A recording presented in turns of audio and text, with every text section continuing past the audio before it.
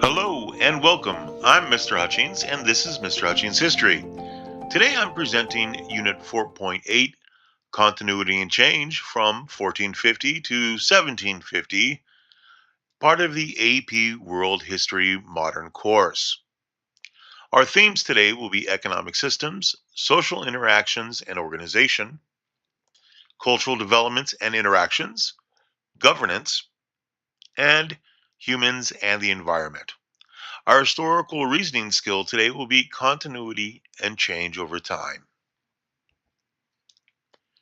Historian Alfred Crosby once wrote that after 1450, the seams of the world were closing, drawn together by the sailmaker's needle.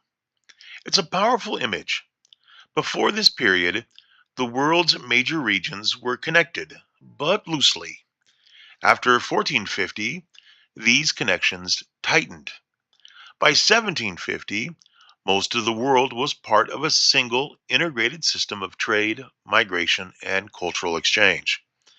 The key historical question for this unit is not simply what changed, but what stayed the same, and why both mattered. This is where we practice the skill of continuity and change over time. One of the most significant changes of this era was the integration of the Western Hemisphere into global networks. European states wanted direct sea routes to Asia. To achieve this, they borrowed and refined existing technologies, astronomical charts, the astrolabe, the compass, and advanced sails. They built ships like caravels and fleets, capable of crossing oceans and carrying heavy cargo. The result was sustained transoceanic travel, and with it, a yeah, strawberries. The result was sustained transoceanic travel, and with it, a level of global interaction never seen before. Why does integrating the Americas represent a change rather than a continuation?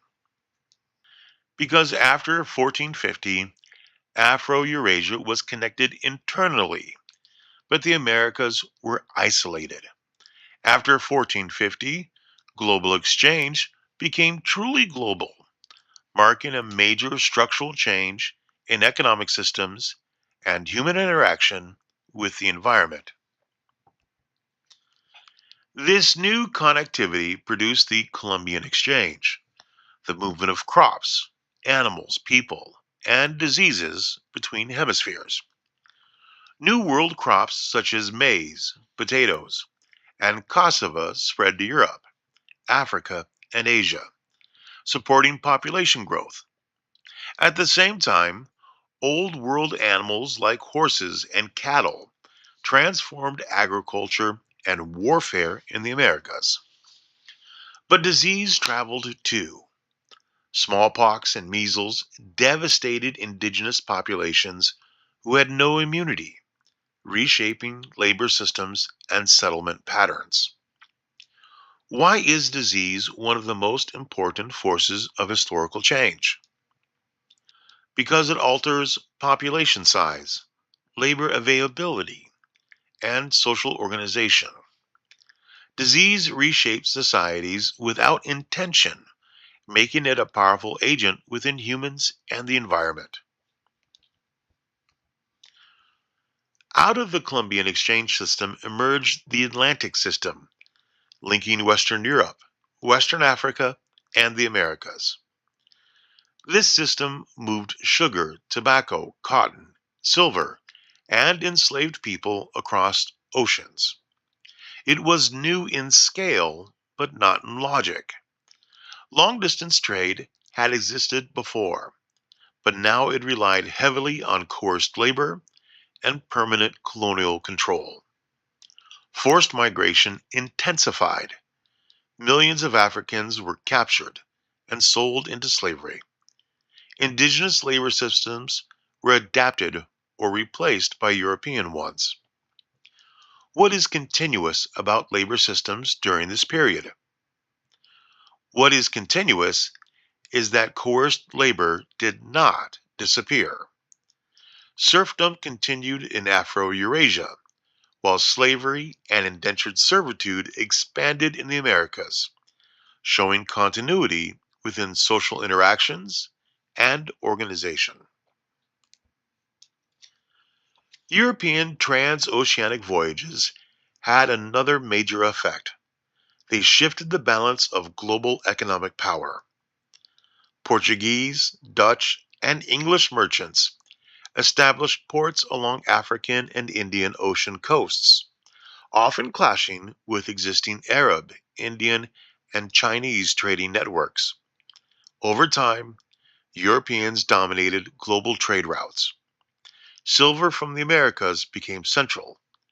Vast quantities of silver mined in Spanish colonies flowed to Europe and then to Asia, especially China, where silver was used for taxes. Some historians estimate that the global silver supply tripled in the 16th century. Why did silver connect distant regions so effectively? Silver connected regions effectively because it was universally valued. Silver linked American extraction, European transport, and Asian demand, reinforcing economic systems continuity while expanding global scale. European monarchs adopted mercantilism, believing national power depended upon accumulating wealth through trade. Colonies existed to benefit the state.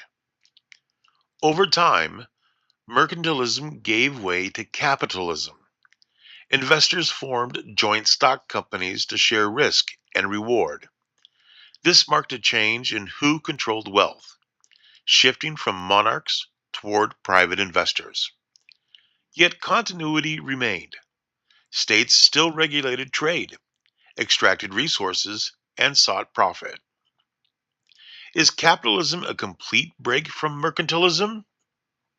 No, it's not. Both capitalism and mercantilism prioritize profit and expansion. Capitalism changed who benefited most, but the underlying pursuit of wealth remained continuous.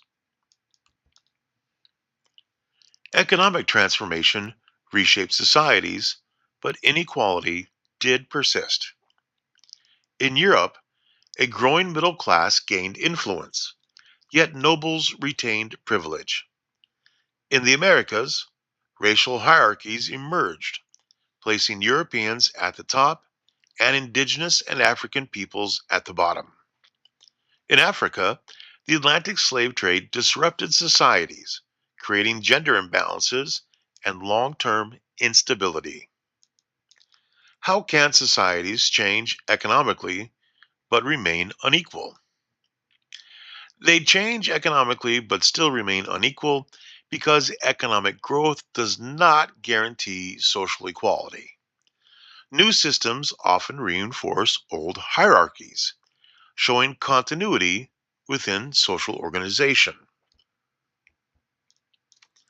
As people migrated, voluntarily and forcibly, cultures blended, religions spread, but often in syncretic forms. Art, architecture, and literature reflected global influences, from Persian carpets in Dutch homes to Christian imagery adapted for indigenous audiences. This cultural exchange shows both continuity and change. Belief systems endured but adapted. Why does cultural blending increase during periods of migration? Cultural blending increases during periods of migration because people adapt traditions to new environments. This demonstrates change within cultural developments while maintaining core beliefs. From 1450 to 1750, the world became more connected than ever before. That is the change. But beneath this transformation lay enduring patterns, inequality, coerced labor, state control, and cultural adaptation. That is the continuity. Why do historians study continuity as carefully as change? Historians do so because continuity explains stability. Without it, change cannot be measured or understood.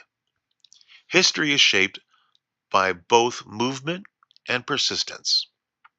When the seams of the world closed, they did not erase the past, they stitched it into something larger. I'm Mr. Hutchings, and I'd like to thank you for listening to this episode of Mr. Hutchings History. And as always, until next time, stay curious. History matters.